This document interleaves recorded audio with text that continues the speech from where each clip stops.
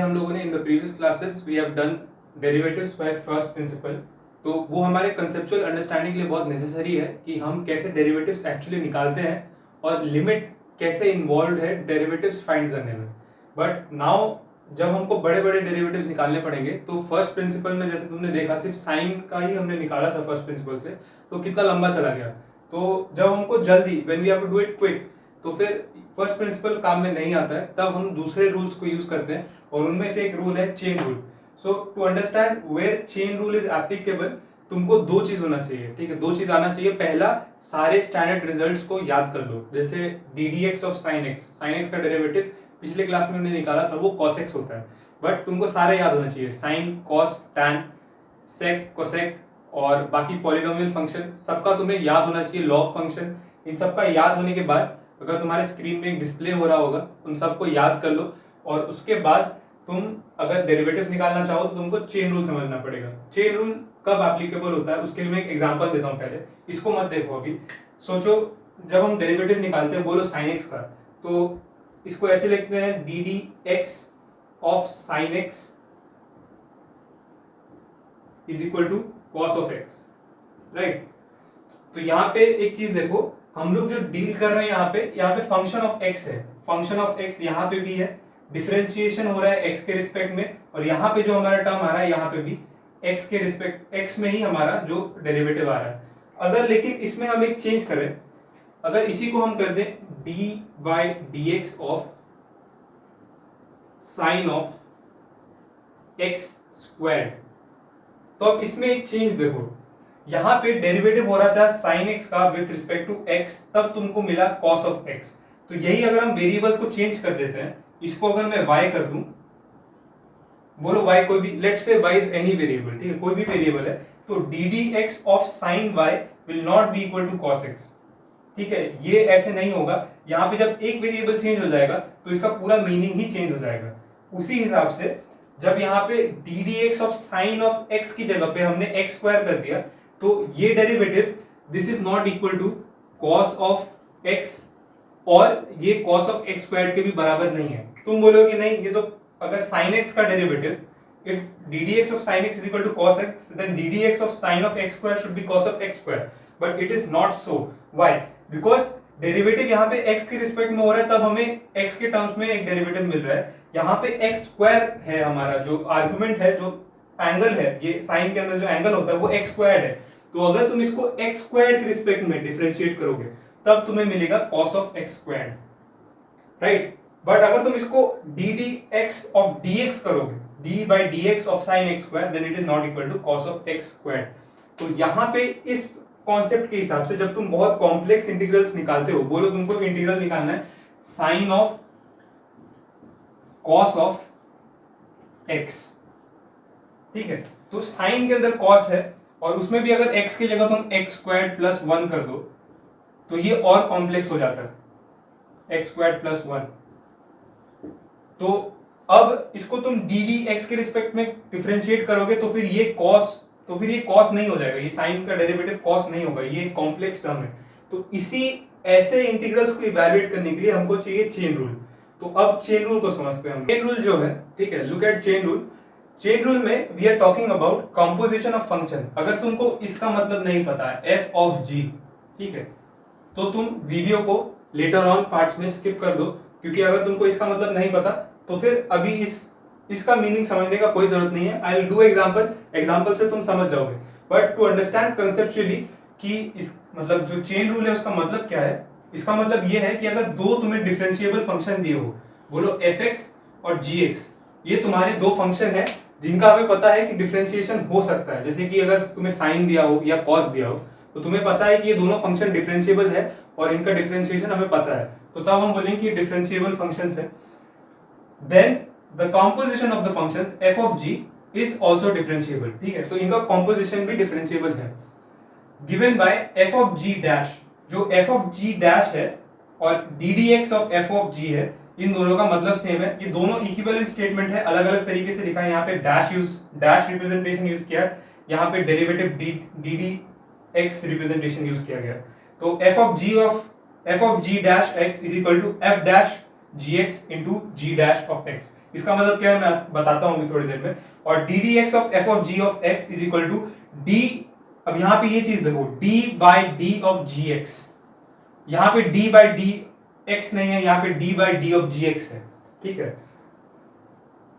D by d g x f of g x into d by d x g x, इन दोनों का positioning बहुत ज्यादा important है समझने के लिए चेन रूल।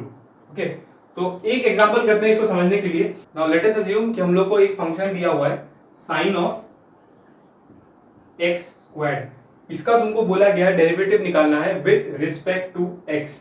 तो तुमको अगर इसका डी बाई डी एक्स निकालना है तो तुम क्या करोगे, तुम सबसे पहले अज्यूम करोगे let f x be sine x and g x be x squared, जो बाहर वाला फंक्शन है उसको एफ एक्स मान लिए, ठीक है, और जी एक्स जो है एक्स स्क्वायर्ड को मान लिए।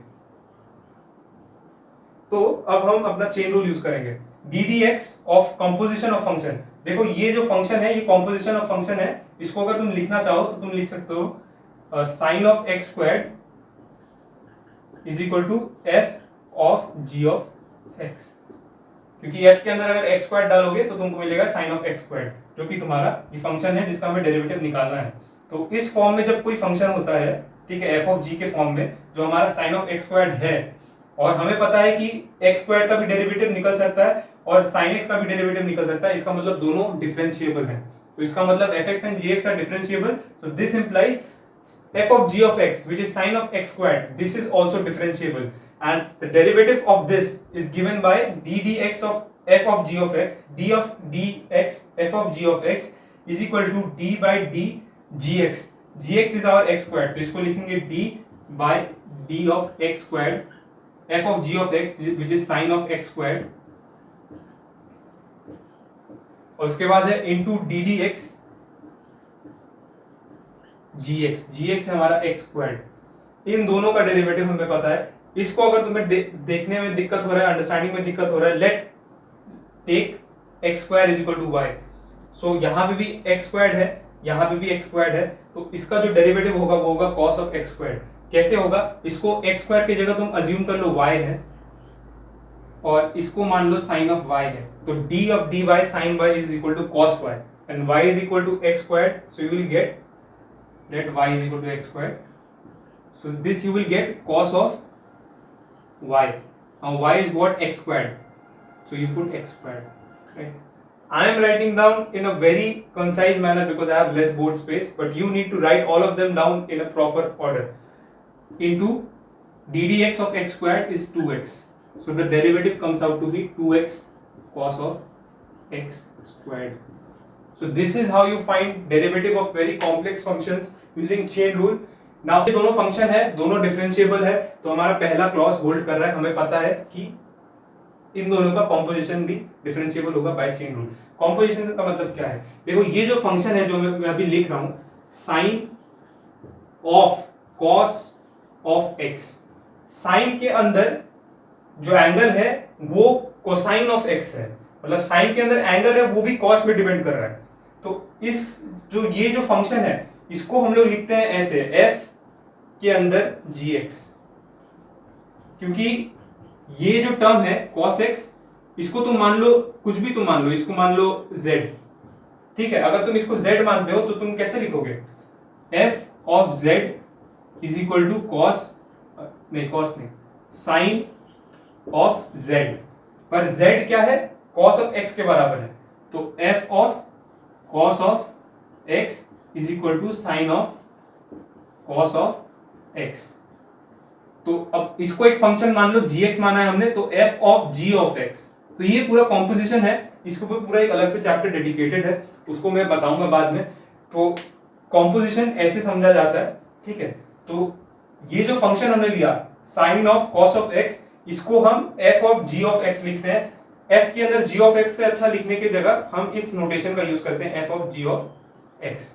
ये तीनों जो स्टेटमेंट है ये बराबर है, ठीक है। f of g of x is equal to f argument gx is equal to sine of cos of x। तो अगर इसका हमें डेरिवेटिव निकालना हो तो फर्स्ट प्रिंसिपल से ये बहुत ज्यादा लेंदी होगा और इसको करना बहुत ज्यादा डिफिकल्ट होगा। तो हम क्या करेंगे, हम चेन रूल यूज करेंगे। हमें पता है हमने जो दो फंक्शन अज्यूम किया fx और gx, इसको हम ऐसे कॉम्पोजिशन के फॉर्म में लिख सकते हैं, है ना। तो जब हमको पता चल गया इसको हम कॉम्पोजिशन के फॉर्म में लिख सकते हैं, हमको ये भी पता चल रहा है कि दोनों डिफरेंशिएबल है, तो ये क्लॉज होल्ड कर रहा है, पहला क्लॉज जो है ये होल्ड कर रहा है। दूसरा क्लॉज जो हमारा रिजल्ट है वो कहता है कि f of gx is also differentiable, मतलब ये जो फंक्शन है हमें पता चल गया कि ये डिफरेंशिएबल है, मतलब इसका डेरिवेटिव एग्जिस्ट करता है। तो डेरिवेटिव एग्जिस्ट करता है ये हमें पता चल गया। तो डेरिवेटिव क्या होगा, that is given by second number वाले फॉर्मूला को देखो, d of x of g f of g of x, मतलब d बाय dx, तुम्हारा f of g of x जो कि ये है f ऑफ g, तुम्हारा f of g of x जो कि sine of cos of x है, sine of cos of x is equal to d dx of sine of cos of x is equal to, formula में देखते हैं d by d of gx, हमारा g क्या है, d by d of x sine of cos of x, तो यहां पे तुम्हारा हो जाएगा d बाई gx, तो gx तुम्हारा है cos ऑफ x, तो d of cos of x with sine of cos of x, क्योंकि तुम्हारा f of g of x है तुम्हारा sine of cos of x into d by dx gx तुम्हारा है cos x। तो देखो यहां पे तुम्हारा d by dx cos x है, cos x को अगर तुम इस पूरे टर्म को x डैश मान लो, ठीक है, तो इसको मैं अभी let x dash is equal to cos x, तो इसको मैं यहां से मिटा सकता हूं, cos x की जगह मैं ये पुट कर सकता हूं x डैश, अब यहां से भी cos x हटा के मैं x डैश पुट कर सकता हूं। तो तुमको पता है d by dx of sign x, यहाँ पे x डैश है, सिर्फ वेरिएबल चेंज किया, अगर तुम y भी कर दो तो भी फर्क नहीं पड़ेगा, d by dx x dash sign x dash, this is cos of x dash, तो इसका जो रिटर्न वैल्यू आएगा cos of x dash, x dash का वैल्यू क्या है cos x, तो यहाँ पे cos x, क्योंकि बोर्ड में स्पेस कम है इसीलिए मैं ये सारे प्रोसेस को लिख नहीं रहा हूं, मैं सिर्फ अंडरस्टैंडिंग के लिए तुमको बता रहा हूं, तुमको सारा प्रोसेस लिखना है वरना तुम समझ नहीं पाओगे। D d x of cos x क्या होता है, minus of sine x,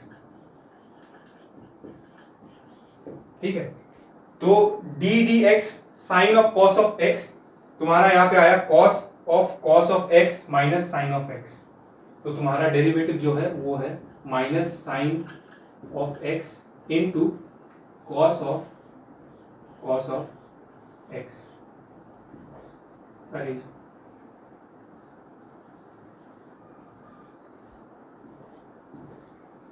so this is your derivative. So इतना कॉम्प्लिकेटेड जो डेरिवेटिव था कॉम्पोजिशन ऑफ फंक्शन के फॉर्म में था, इसको हमने इजीली निकाल दिया। I will make another video how to do it with a very simple trick and a shortcut, but you need to understand this whole process, because if you do not understand this whole process then you will not gain the conceptual understanding. Okay, but in the next chapter, in the next video I'll make a very concise video, मैं एक बहुत concise video बनाऊंगा उस trick पे जो कि तुम use कर सकते हो अगर तुमको ये समझ में नहीं आ रहा है, जिससे कि तुम पूरा किसी भी फंक्शन का पूरा डेरिवेटिव इजीली निकाल पाओ। So thank you and I hope you are understanding.